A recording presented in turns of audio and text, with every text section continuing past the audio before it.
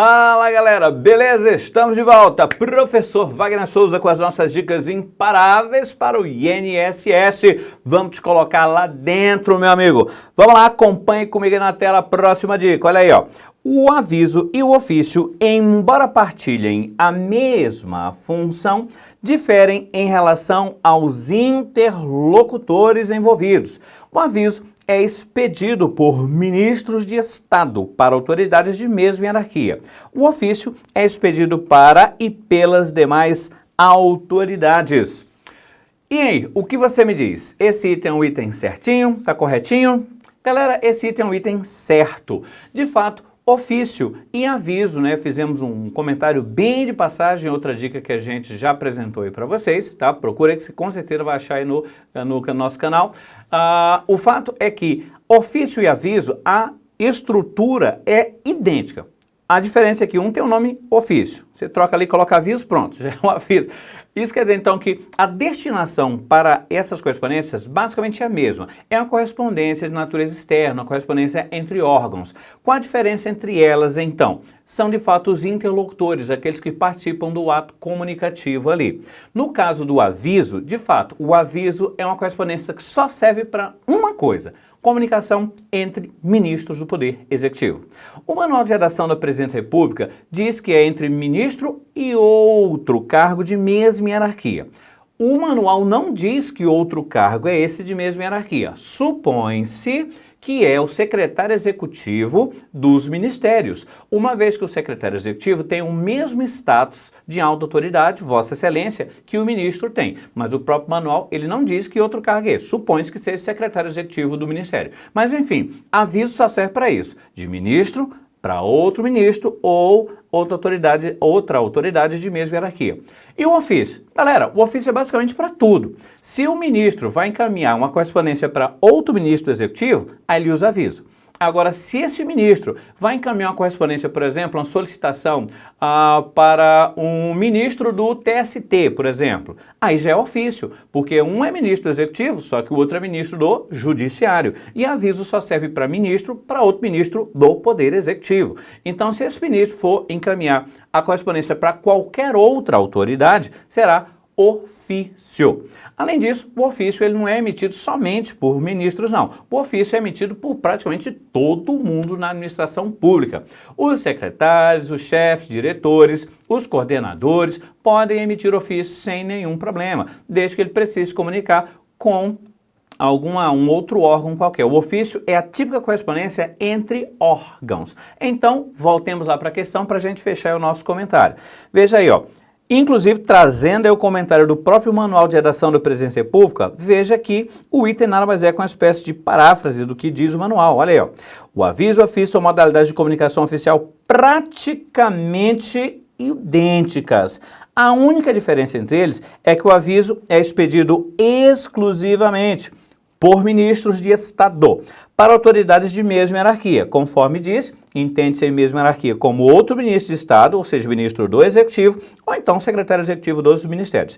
Ao passo que o ofício é expedido para as outras autoridades, ou então é expedido também pelas demais autoridades. Ambos têm por finalidade, veja, a mesma finalidade. Então, ambos têm por finalidade o tratamento de assuntos oficiais pelos órgãos da administração. Veja, é uma correspondência entre dois órgãos diferentes. E o ofício também pode ser encaminhado para particulares. Aqui, aproveitando, gente, convém que você guarde a seguinte dica. Outra dica aí, ó. Eis aqui a turminha do Amo-me. Como é que é, professor? Amo-me. É um acróstico para você lembrar quais são as 5 correspondências padronizadas no Manual de Redação da Presidência da República.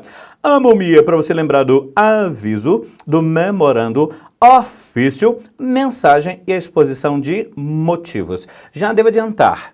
Estes dois aqui são os mais importantes e eles são fundamentais para que você entenda os demais. Vamos lá. O memorando é uma correspondência entre unidades do mesmo órgão. Isso quer dizer, então, gente, que o memorando é a famigerada, a famosa correspondência interna. O memorando serve para que você tenha uma correspondência entre duas unidades do mesmo órgão. E o ofício? O ofício é a correspondência entre dois órgãos diferentes. De novo, O memorando é correspondência entre duas unidades do mesmo órgão, por isso ele é chamado de correspondência interna. Já o ofício é uma correspondência entre dois órgãos distintos, por isso o ofício costuma ser chamado de correspondência externa. Acompanha aí na tela, já coloquei para você aí ó, a definição. Ó. Ofício, correspondência entre órgãos e para particulares, ou seja, é a chamada correspondência externa. Galera, essas duas são as correspondências mais importantes. As outras são filhotes de ofício. E por que existem as outras?